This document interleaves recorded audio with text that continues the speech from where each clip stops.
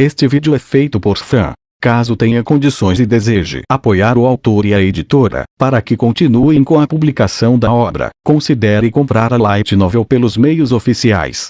Capítulo 9. Espadas Gêmeas de Morte Cortante. Epílogo.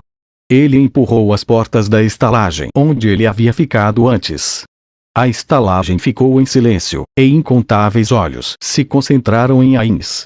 Desta vez, ninguém o obstruiu, e ele chegou diante do estalajadeiro. Você. Os olhos do estalajadeiro e dos clientes da estalagem foram atraídos para a plaqueta de metal em volta do pescoço de Ainz. Em um tom casual que parecia estar sorrindo, Ainz disse: "Um quarto duplo." Depois de colocar a peça de prata, ele pegou as chaves do estalajadeiro que agia como se um gato tivesse comido sua língua. E assim, Ainz entrou em seu quarto, onde dissipou sua magia e retomou seu verdadeiro rosto. A plaqueta de mitril em volta de seu pescoço tilintou alto contra o pingente do leão de Nemeia.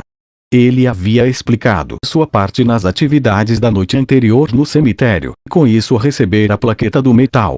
A estalagem ficara em silêncio justamente por causa daquela placa. Um homem que tinha sido um aventureiro de placas de cobre apenas há alguns dias, já havia subido rapidamente de classificação na segunda vez que o viram. Isso estava além da capacidade de compreensão das massas. Sua reação honesta encheu Ainz com um senso de superioridade, bem como insatisfação. Em seu coração, ele esperava ser promovido até o nível Orixalcum, mas seus feitos só renderam isso. Como teriam reagido se tivessem visto uma plaqueta de Orixalcum? Ainda assim, haveria outras oportunidades. Apenas uma pequena quantidade de pessoas soube do incidente. E quando narrou os eventos para a guilda, suas realizações haviam sido realmente inacreditáveis. Embora fosse algo digno da classificação Adamantite, isso não aconteceu porque Ainz não tinha realizações anteriores e as investigações sobre o assunto não estavam completas. Portanto, a guilda decidiu ser prudente. Em outras palavras, a guilda já pensava em Ainz como um aspirante a aventureiro adamantite do reino.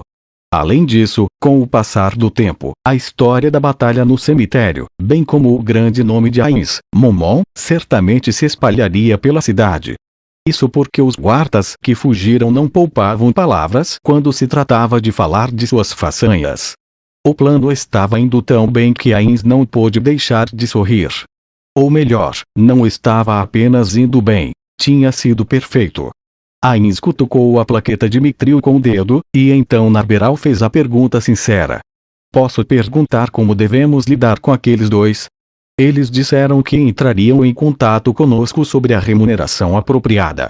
Narberal estava se referindo a Anfíria e Lizzie Bareari, os dois herboristas.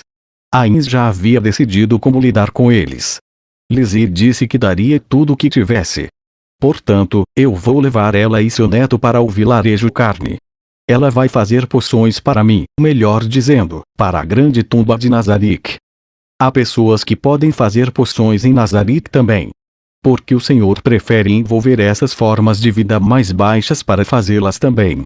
É porque eu quero uma nova fonte de poder." Narberal olhou estupefata e não respondeu, então Ainz continuou. "Eu considerei que os ingredientes de nossas poções podem acabar, por isso é necessário desenvolver métodos de fazer poções que não sejam iguais aos de Yggdrasil. Além disso, poderemos combinar os métodos deste mundo de Yggdrasil, abrindo assim um novo caminho de poder para nós. Afinal, podemos estar com tecnologia de 600 anos atrás. E claro, preciso deixar bem claro para eles o principal: não podem espalhar absolutamente nada sobre os meios de fazer as poções, mas vendo o rosto dela quando entreguei o neto, parece que isso não será um problema." Ainz lembrou da reação de Lizzie quando ele trouxe Anfíria de volta. Ainz já havia curado os olhos de Anfíria, mas o garoto ainda estava inconsciente devido ao tremendo choque que recebera. Mesmo assim, quando Lizzie soube que a vida de seu neto não estava mais em perigo, ela chorou copiosamente e jurou que pagaria a Ainz o que prometera. Vamos deixar a Lizzie de lado por enquanto. Há algo mais importante para cuidar. Ainz lançou a magia mensagem e contatou Albedo. Ele havia recebido um recado de Intoma mais cedo, mas como o tempo estava curto, Ain só pôde dizer a ela que não se preocupasse muito. Além disso, ele tinha coisas mais importantes para resolver. Depois da mensagem conectada ao Bedo, a primeira coisa que ela disse cedeu em muitos a imaginação. Ain-sama. Shoutier Bloodfallen se rebelou contra nós. Por um momento, Ain não tinha ideia do que essas palavras significavam. Depois que elas lentamente filtraram em sua mente, sua reação foi como a de um idiota. Que?